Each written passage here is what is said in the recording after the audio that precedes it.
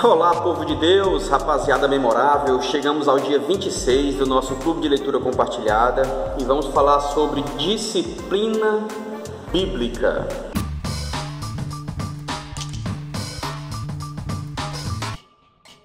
Vou começar falando o seguinte: o livro é esse, o que é uma igreja saudável.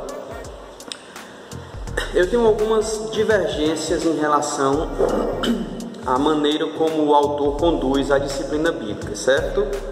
Mas como nós estamos conversando sobre o livro, o conteúdo, o teor, então eu vou citar o que o autor está falando sobre disciplina bíblica, ok? E aí vou te encorajar a conhecer um pouco mais esse capítulo. Vamos lá. Ele começa falando o seguinte: o que é exatamente disciplina eclesiástica? O que é exatamente a disciplina bíblica para a igreja saudável? Ele vai dizer, no sentido mais restrito, é o ato de excluir da membresia e da comunhão na ceia do Senhor alguém que confessa ser um cristão e está envolvido em pecado grave e pertinaz.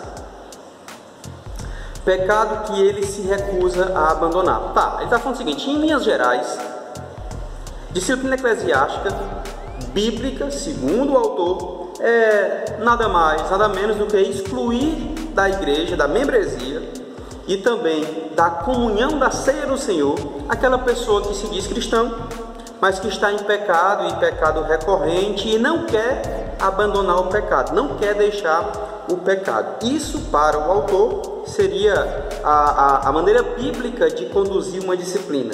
Ele fala: a disciplina ajuda a igreja a refletir com fidelidade o glorioso caráter de Deus. Ele fala que é fundamental para a igreja saudável acontecer esse tipo de disciplina, porque ajuda a igreja a refletir o caráter de Deus, ajuda a permanecer santa, diz o autor. É uma tentativa de polir o espelho e remover qualquer mancha. Você vê o espelho cheio de manchas, ali são os pecadores ou o pecado dos membros, e aí você vai polir aquele espelho, remove as manchas, é o mesmo que está excluindo da membresia o pecador que se recusa a abandonar. Isso é disciplina bíblica, de acordo com o autor, que eu tenho lá minhas limitações, as minhas divergências em relação ao pensamento dele. Por que devemos praticar a disciplina? Ele vai dizer: porque o caráter santo e amoroso de Deus, para que o caráter santo e amoroso de Deus apareça com mais clareza e resplandeça com mais intensidade. Ele diz que é preciso, é importante essa disciplina eclesiástica. E por quê? Para que o caráter santo de Deus apareça. E aí tem outro ponto aqui, que eu nem queria entrar nesse texto, mas eu vou dar até minha opinião. Não ia só citar o texto aqui, mas eu vou dar minha opinião. Ele fala assim: como se realiza o processo de disciplina? Aí ele vai usar um texto que encontra-se em Mateus capítulo 18, versos 15, 16, 17, que é quando, se um pecador se arrepende, o processo de disciplina termina e tal, mas ele vai falar lá nesse texto todo aí, né? Diz a igreja, se você percebe o pecador, você chega até ele para ele se arrepender, ele não quer, ele se recusa, aí você fala para a igreja, ele se recusa também a ouvir, aí você considera como um gentio e publicano, lá no versículo lá no versículo 17. Vamos lá. Ele está dizendo o seguinte: disciplina é excluir alguém da membresia, da ceia do Senhor e tal, e tal, e tal. Por quê? Para que possa refletir o caráter santo de Deus. Por isso que eu tenho que remover o pecado do espelho. E como se realiza? Se realiza assim: faz isso para ele se arrepender, não quer, de novo, não quer, mostra para a igreja, não quer, traz pessoas, não quer. No final das contas, se ele não quer se arrepender, então trata ele como um publicano, como um gentio, como um pecador de fato e tal. Vamos lá. Primeiro, cara, esse livro aqui é sensacional, sensacional.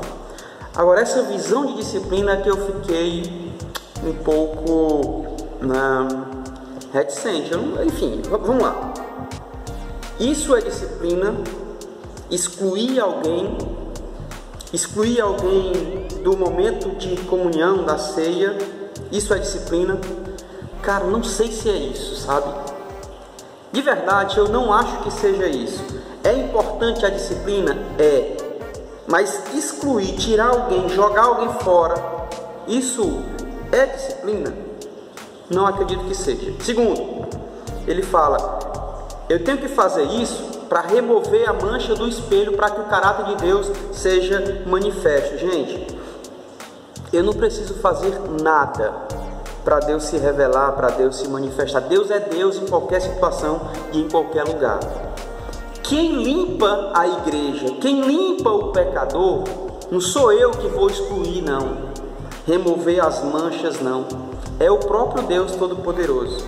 Quem sou eu para dizer, você está causando a mancha, está impedindo de o caráter de Deus ser revelado, ser manifesto? Gente, olha, repito, o autor é excelente, o livro é excelente, mas esse ponto de disciplina eu encaro, eu visualizo, eu percebo de forma diferente, tá? Como é que eu tenho o poder de remover a mancha da igreja se quem purifica, santifica a igreja é o próprio Deus? Somente Ele pode remover a mancha, somente Ele pode tirar qualquer pecado, todo e qualquer pecado. Aí ele continua dizendo assim, e como é que vai ser realizado essa disciplina? Como? Você chama aqui, conversa, ele não quer se arrepender, já falei isso aqui, Mateus 18, 15, 16, 17. E no 17 ele fala, pois então trata como um publicano ou gentil, um pecador. E ele mesmo diz assim, ou seja, traduzindo essa parte, uma pessoa que não pertence à igreja. Ok, pode ser isso. Mas a minha pergunta é, quando eu olho para Jesus Cristo de Nazaré, e eu leio esse texto olhando para as atitudes dele, eu pergunto a mim mesmo, como é que Jesus trata o gentio e o publicano? É excluindo de uma igreja? Como é que ele trata o publicano e o gentio? Porque eu vejo aí várias lições na Bíblia Sagrada, no ministério de Jesus, ele tratando com o publicano, ele está tratando com gentios. E o que eu vejo é um relacionamento amoroso, porém confrontador para que haja transformação, Então, não é simplesmente exclui da igreja e joga fora no lixo.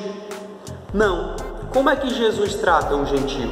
Como é que Jesus trata o publicano? E a partir daí eu inicio um relacionamento de transformação com essa pessoa através da palavra de Deus. Pastor, mas ele se recusa de todas as maneiras, ele se recusa, ele não quer, ele não aceita.